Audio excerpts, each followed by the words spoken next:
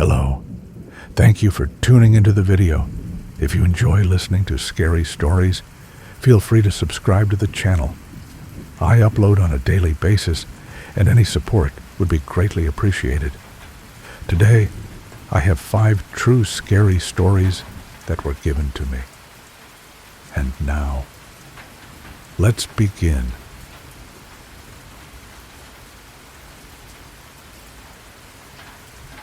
I'm 32 years old now, living a quiet life in Vermont. But there's one memory from my childhood in Pennsylvania that still haunts me. I was only 9 years old when it happened, but even now, decades later, I can recall every terrifying detail. We lived in a rural area surrounded by dense woods that stretched endlessly in every direction. My brother Daniel, who was 7 at the time, and I spent countless hours exploring those woods. It was our playground, our sanctuary. That summer afternoon started like any other. My parents were inside preparing dinner, and Daniel and I decided to play hide and seek. I was the one counting, leaning against the old oak tree in our backyard, eyes tightly shut. 1, 2, 3. I could hear Daniel's hurried footsteps crunching leaves as he ran off to hide. By the time I reached 20, the woods had gone silent. "Ready or not, here I come," I shouted, opening my eyes and scanning the woods. I started my search, weaving through familiar trees, checking behind fallen logs and thick bushes. After a few minutes, I was stumped. Daniel was good, but not this good. I was about to call out when I heard a voice. "Sweetie, over here." I froze. The voice was soft, almost comforting, but unfamiliar. I turned toward the sound and saw an old woman standing by the fence that separated our property from the neighbor's house.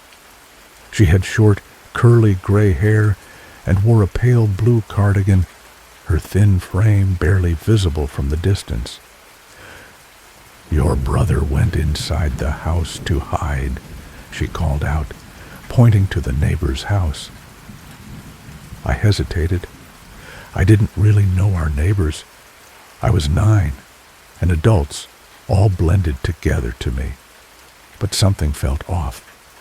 Still, I started walking toward the fence. My eyes flicked between the woman and the dark windows of the house behind her. Halfway there, I stopped. "He's inside, honey. Come on," the woman coaxed. I didn't respond. Instead, I turned and bolted back toward my house. My heart pounded in my chest as branches whipped at my face and legs. I expected to hear footsteps behind me, a hand grabbing my shoulder, but there was nothing, no sound at all. When I finally reached the backyard, gasping for breath, Daniel emerged from the woods behind me. He told me he had been hiding behind the big pine tree and had seen me walking toward the fence and talking to the old lady. He thought I knew her. I told him everything, and we rushed inside to tell our dad. We sprinted inside and told our dad everything. His face went stern, and without hesitation, he grabbed his phone and called the police. That's when he told us the neighbors were on vacation. When the officers arrived, they searched the house. Nothing was out of place. No signs of a break-in, no trace of the woman I saw. The neighbors confirmed they were still on vacation, and no one had access to their home. The police never found her. They assured us it was probably a vagrant passing through. But my dad wasn't convinced. Neither was I. To this day, I wonder who she was. If I hadn't trusted my instincts, would I have vanished that day? Would Daniel have been left searching for me instead? I still dream about her sometimes, that eerily calm voice, that unsettling smile. And every time I do, I wake up grateful that a 9-year-old me decided to run.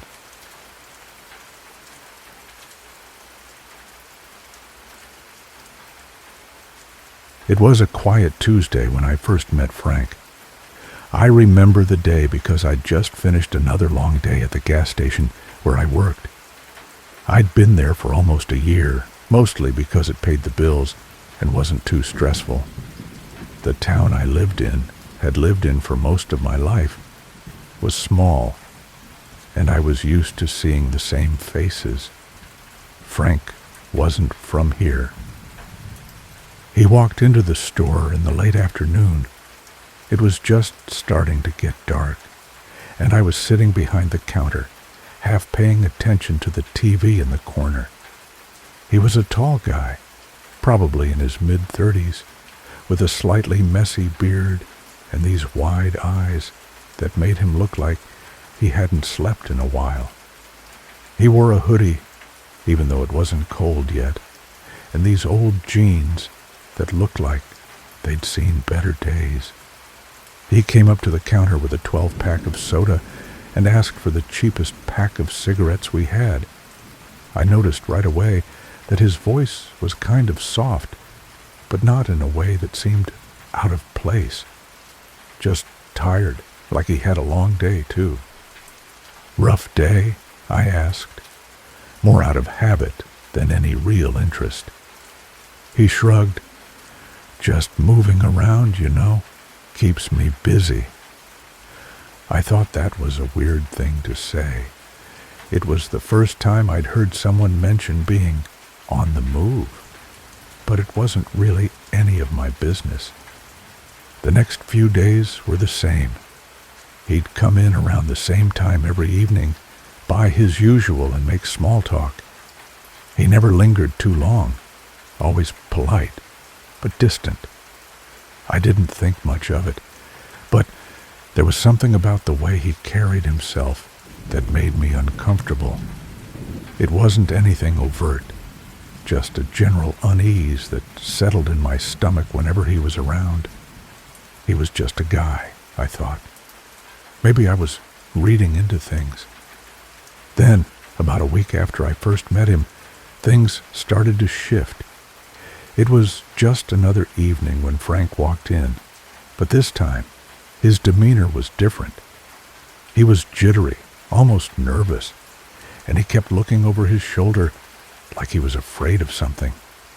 His eyes, which had always been a little wide, were now darting around the store like he couldn't focus on anything for more than a second.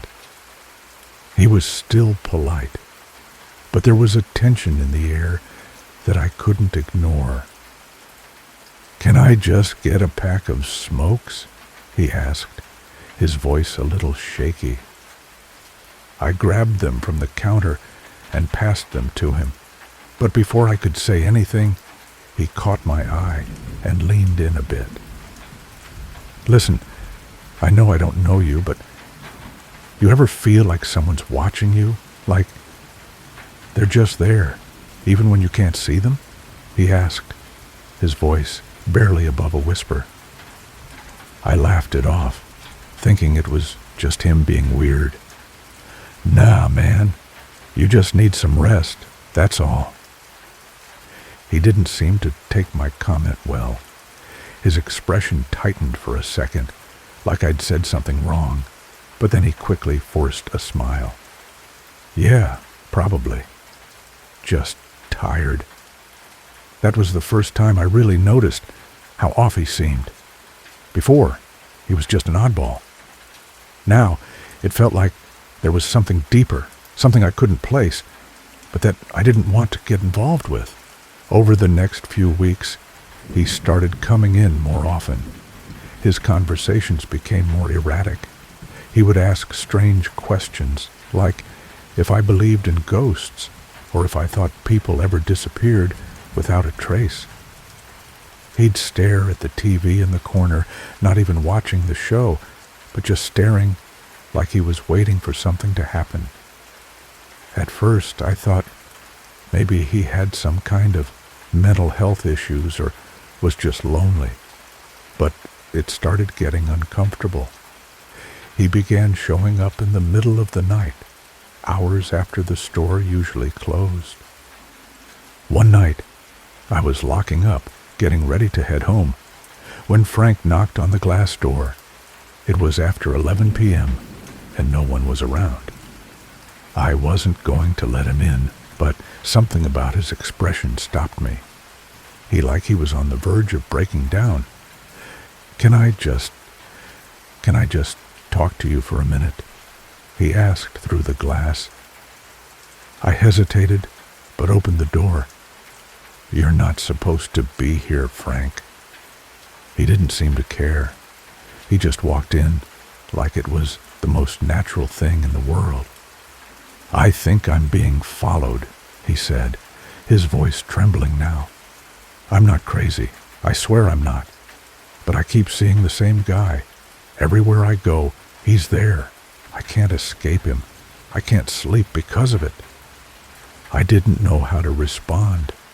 His voice was shaking. His hands were twitching. And for the first time, I saw genuine fear in his eyes. "I think it's him, you know," Frank continued. I wasn't sure what he was talking about, but the fear in his eyes made my stomach turn. "Frank, man, you need help. Have you talked to anyone about this?" He looked at me, his face twisting in confusion. Then he backed away slowly. No one can help me. I have to fix this myself. I'll be fine. I'll be fine." Before I could say anything else, he turned and left in a hurry, disappearing into the dark. That was the last time I saw him for a few days. But after that night, the atmosphere in the store changed. I felt like someone was always watching me. I'd hear noises behind me when I was alone, or see shadows move when I turned a corner. It wasn't much, but enough to keep me on edge. I couldn't shake the feeling that Frank was still around, that he was watching me now. I started to wonder if maybe he wasn't so harmless after all. Then came the phone call. It was late, around 2 a.m. My phone buzzed, and when I answered, I heard nothing at first. Then Frank's voice, barely a whisper. "You're not safe. He's coming for you." I hung up immediately, my heart racing. It was impossible to know what he meant, but I couldn't ignore the feeling that something was horribly wrong. I didn't sleep that night, and for the next few days I kept my head down, tried to ignore the unsettling things happening around me. But the calls kept coming, silent at first, then more desperate. A week later, I found out what had been happening. A man came in asking about him. He was older, maybe in his 50s, with a rough-looking face and a deep scar running down his neck. He didn't seem like someone I wanted to mess with. He walked up to the counter and stared at me for a moment before speaking. "You seen a guy named Frank around here? About 6 feet tall, scruffy beard?" I told him I had, but I hadn't seen him in a while. The man didn't seem satisfied with my answer. "You sure? He's been causing problems, you know. Been talking about things he shouldn't be talking about." I told him I didn't know anything else. A few days later, I learned that Frank had been found in a nearby alley, beaten, bruised, and barely alive. They didn't know who did it, but the police found something on him. A note that simply read, "It's not over." I don't know what Frank was caught up in, but I wish I'd never met him. I can't shake the feeling that whoever or whatever was after him is still out there. And now I'm scared it's watching me too.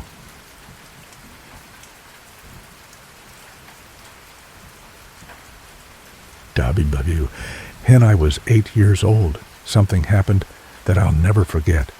I grew up in a coastal town in Oregon, where the ocean was just a short bike ride away, and most of my childhood was spent playing near the beach or exploring the dunes with my friends. That summer, my parents rented a small beach house for a week.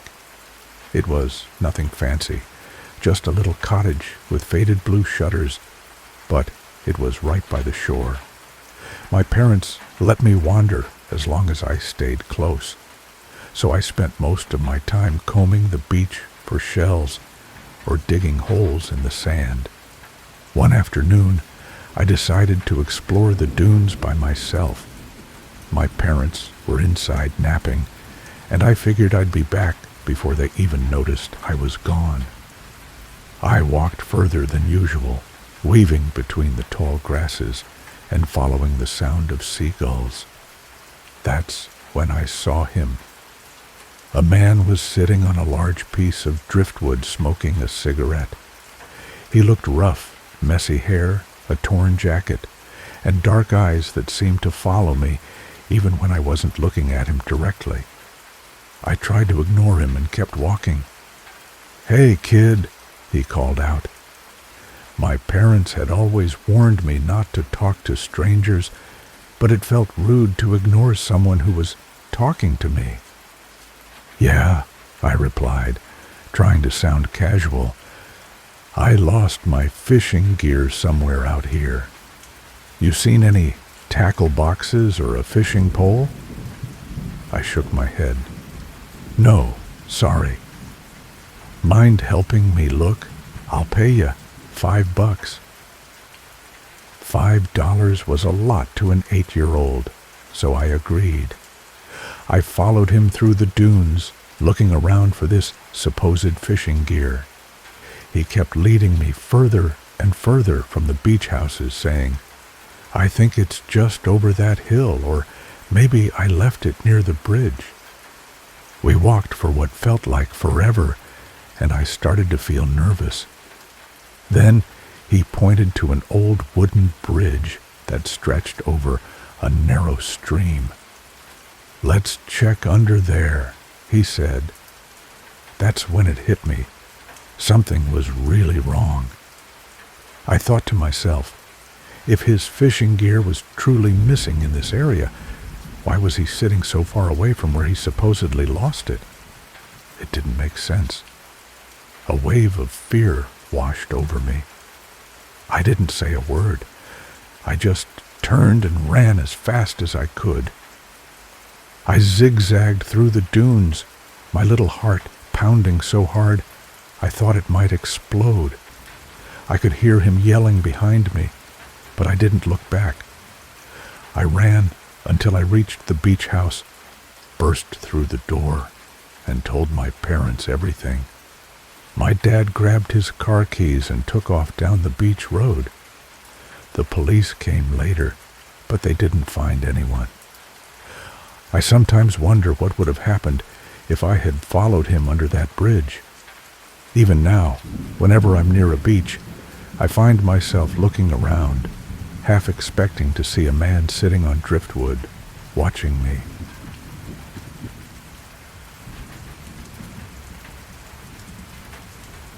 I never thought I'd end up in a place like this, small, desolate, practically forgotten by the world. I'm not sure what drew me here.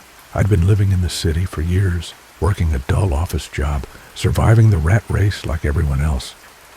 But after losing my father to cancer and feeling the weight of life in the city start to suffocate me, I decided I needed a change, somewhere peaceful, quiet. So, I found a little house in the middle of nowhere, tucked between rolling hills in rural West Virginia, the kind of place where you don't expect much to happen. Most of you who read this probably won't believe me. To be honest, I wouldn't blame you for it. But I swear on my grave, this really did happen. I'm currently living in my car in rural Pennsylvania as I write this. At first, Everything was exactly as I expected. The town of Hollow Creek was barely a blip on the map, and the house I rented was run down. But it had character. The neighbors were spread out, each house a good distance away from the next. A perfect place to breathe, clear my mind, and try to put my life back together. Or so I thought. It started with small things. The first time I noticed something was off was about a week after I moved in. It was late, maybe around 11 p.m., when I heard footsteps outside my window. Not loud, but distinct, steady, deliberate. I pulled back the curtain and saw nothing, just the usual darkness of the countryside. No lights, no movement, nothing. I thought it was just a raccoon or some other animal, but the next night it happened again, and the night after that. I tried to ignore it, figuring it was just my mind playing tricks on me in the silence of the place. But I couldn't shake the feeling that someone, or something, was out there. Then came the knocking. I'd been sitting in the living room reading a book when I heard it. A soft, slow knock at the door. It was late again, but this time it was different. The knock was careful, patient. I got up to check through the peephole, but no one was there, just the empty porch. I hesitated for a moment, then opened the door. Nothing. No note, no sign of anyone. I was on edge now, unsure if I was just paranoid or if something was really wrong, but I told myself I was being silly and went back inside. It wasn't long before I met my first neighbor, Carl. He lived a few houses down the road, a few miles from me, and was one of the few people in Hollow Creek who had been living there for longer than a few years. Carl was a quiet, older man in his 60s, always wearing flannel and boots. When we spoke, he'd often shift his weight uncomfortably, like he was trying not to be too friendly. It was Carl who told me about the house. My house. It used to belong to the Hawkins family, he said one day, as we talked while I was unloading groceries. Good folks, back in the day, but they left, moved away when things started getting strange. Strange? I asked, trying to keep the tone light, but Carl's eyes darkened. They said there were noises at night, whispers, footsteps. No one ever really saw anything, but it got to them, made 'em leave. I don't know why you'd want to live there after all these years. I laughed it off, dismissing his words as just an old man's superstition. But then, when night came, I thought about what he said. Strange. Whispers. Maybe Carl was just trying to spook me, but I couldn't ignore the tightness in my chest every time I heard those footsteps outside my window. The nights became worse.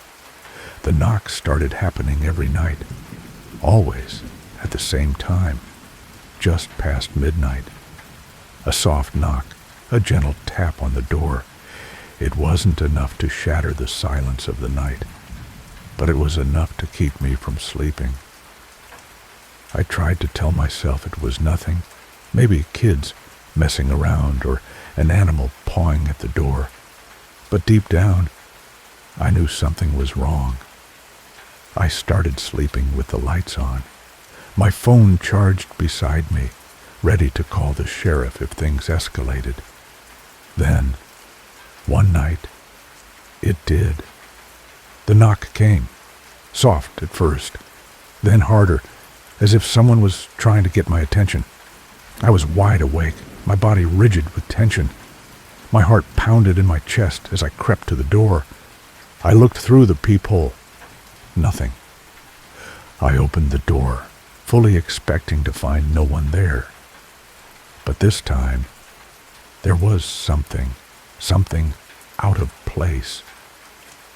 A small black envelope was sitting on the doorstep. My name was written on the front, neat and precise, but there was no return address. My fingers trembled as I picked it up. I opened it slowly, afraid of what I might find. Inside was a single piece of paper. "You shouldn't have come here." I stood frozen, the words hanging in the air.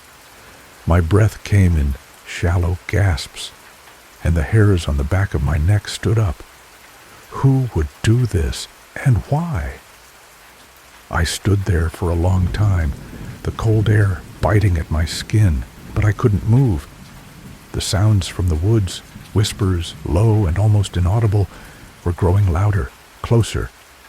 I slammed the door shut, locking it behind me. I spent the next few days trying to shake off the unease that clung to me, but the knocking continued, always at midnight. And sometimes I'd hear the whispers, just faint enough to think I was imagining them, but too real to ignore. Then I met another neighbor, Gina, a woman in her 40s who lived a couple of miles down the road. She was friendly, always quick to offer a smile and a wave.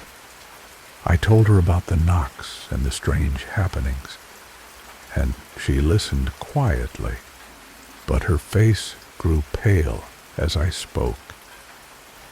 "You're not the first," she said softly.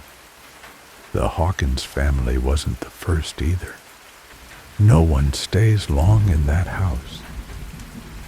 "What do you mean?" I asked, feeling my stomach twist. "What happened to them?"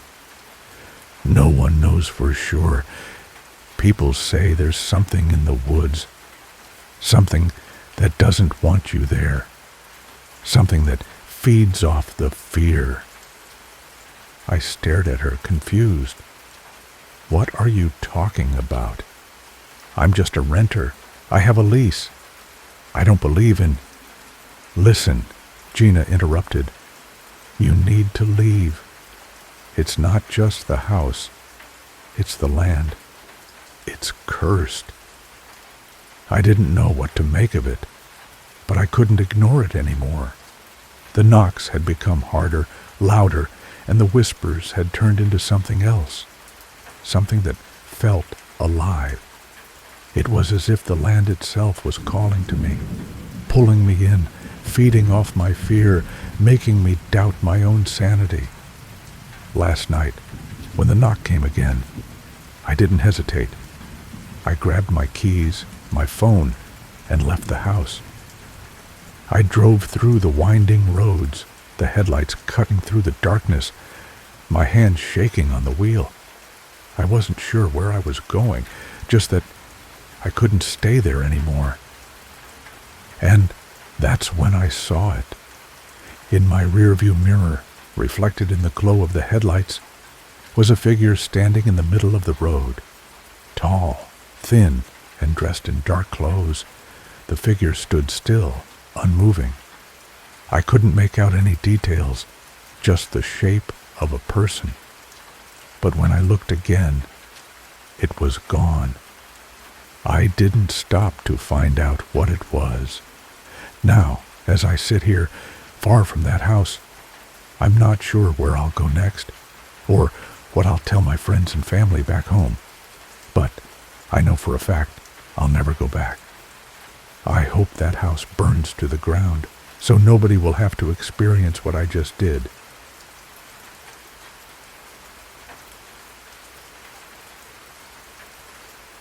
I'm in my 30s now, but when I was 10, something happened that I still think about more often than I'd like to admit. I grew up in a small town in Michigan, not much around except a lot of fields and empty roads. It wasn't the kind of place where you worried about crime. That day, I was walking home from my friend's house. It was only a couple of blocks, but my parents didn't usually let me walk alone. I had begged them that morning, and they finally agreed, since it was still daylight. I remember kicking rocks along the road, not really paying attention. Then I noticed a white van driving slowly behind me. Not super close, but close enough that I noticed. After a minute, the van pulled up next to me, and the driver rolled down the window. It was a man, probably in his 40s, with a thick mustache and glasses. He smiled. "Hey, kid," he said. "I'm looking for my dog. He's a little brown beagle. Have you seen him?" I shook my head. I wanted to be polite. He nodded and kept talking. "Can you help me look for him? I have some candy here if you help me out." Every alarm bell in my head went off at once. My parents had drilled that whole "don't talk to strangers" thing into me. I backed up a step and mumbled that I couldn't help. Then I turned and started walking faster. I heard the van doors slide open, and I panicked. I didn't look back. I just ran. I cut through someone's yard, hopped a fence, and sprinted through a row of bushes until I reached my street. I could still hear my own breathing when I burst through my front door. I told my parents everything, shaking and out of breath. My dad ran outside to look, but the van was gone. The police came, and I remember sitting at the kitchen table while they asked me what the man looked like. They never found him. But a week later, we heard that another kid, a few towns over, had almost been taken by someone in a white van. Even now, when I walk alone, I catch myself looking over my shoulder, half expecting to see that van creeping behind me again.